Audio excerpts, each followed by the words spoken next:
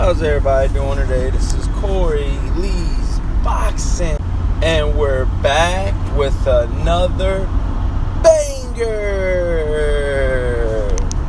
So yeah, you guys, please smash the hell out of that like button, you guys, and subscribe if you haven't already. And yeah, man, we're here.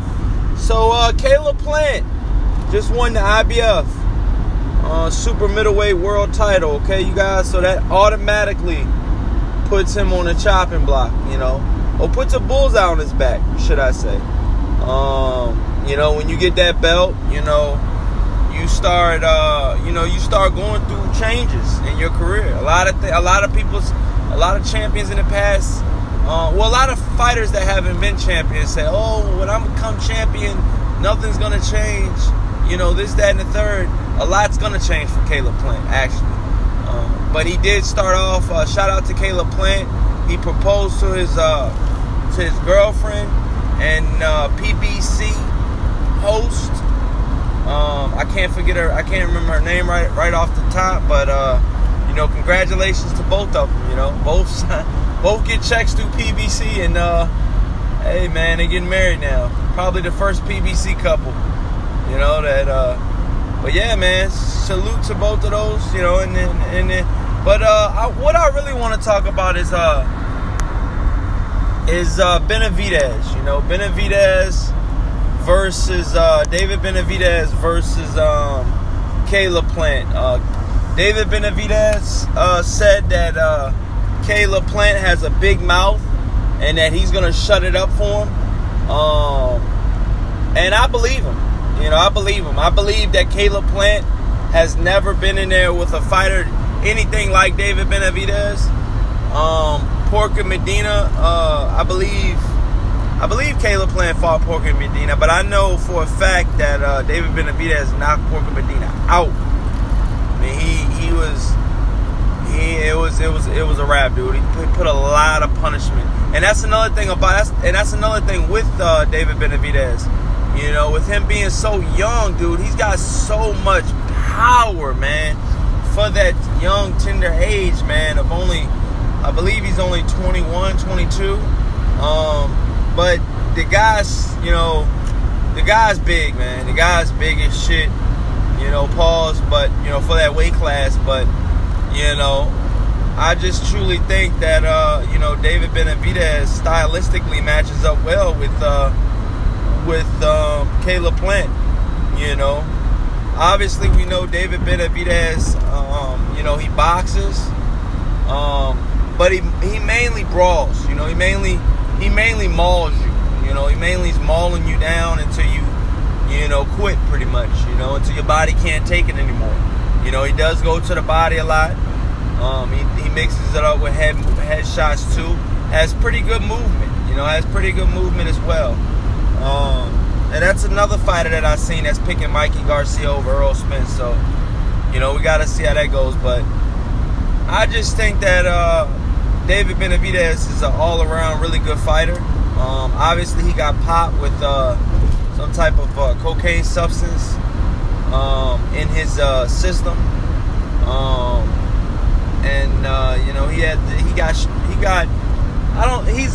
I don't know if you want to call it stripped, but he got dealt with pretty much. He got a pretty good fine.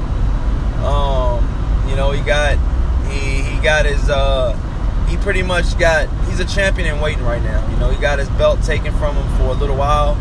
I believe 6 months. So somebody else is going to actually fight for that belt, and then he's going to have to fight the winner of the Anthony Durrell versus whoever Anthony Durrell's fighting. Oh, Anthony Durrell's fighting Yardine, same guy that Chris Eubank Jr. knocked out. So those two guys are fighting. I got Anthony Durrell beating that guy. Both of those guys are going to be fighting. And yeah, man, I just truly think it's going to be a good fight. I think, with everything that's been said, I just want to truly see a good fight, man. I want to see Anthony, because mind you, David Benavidez was supposed to fight Andre Durrell, but Andre Durrell couldn't get past Scotticky, so they never fought. And he just ducked him all the way around, I believe. I believe Andre Andre Dirrell went the easier route to be a world champion, and Scott DeGee came to find out Scott DeGee wasn't the easiest route, you know. But yeah, man, Caleb Plant versus David Benavidez. I believe that fight will go down in either late, very late 2019, or mid to late 2020. But that is a future matchup that will happen if they both still remain champion. Like I said, both fighters, I believe, will hold their belts until one another fight each other, you know. Because I'm going to be honest with you guys, man.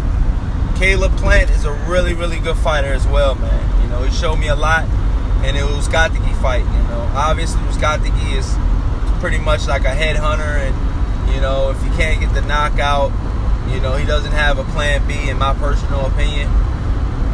But, you know, Scott DeGee tried the best he could. You know, he became a world champion with the tools that he had, you know.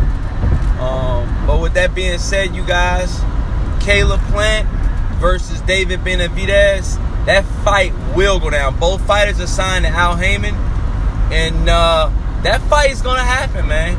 That fight is going to happen, you know what I'm saying? Because I think David Benavidez beats the shit out of Anthony Dirrell, straight up. You know, a lot of people are saying, well, wait, Corey, you know, you didn't see Anthony Dirrell face, you know, Yarden yet. I got Anthony Dirrell winning by ease against Yarden. And yeah, man, you know, I got him winning by ease with Yarden. And then when Anthony Dirrell becomes champion, he has to, from what I'm hearing, he has to immediately fight Anthony Dirrell, which is going to be no easy task again. So, I mean, it's just, you know, he's got to fight, you know, pretty much, he's got to fight back to back, man. You know, he's got to, first of all, he's got to win the title, then he's got to fight David Benavidez. And then I believe David Benavidez will have probably a in-between fight, and then he'll fight Caleb Plant, man.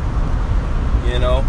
But please don't stretch this David Benavidez versus Caleb Plant fight out as long as the, you know, the boxing gods up there, you know, stretched out Charlo versus Jared Hurd. I mean, because that actually got stretched out so far. Charlo lost his belt. It's like, dude, you waited so long that the guy actually lost the damn belt, dude. Like, what the hell, dude? So yeah, man. Let me know what you guys think in the comment section. Please smash the hell out of that like button, you guys. And until next time, you guys. Peace.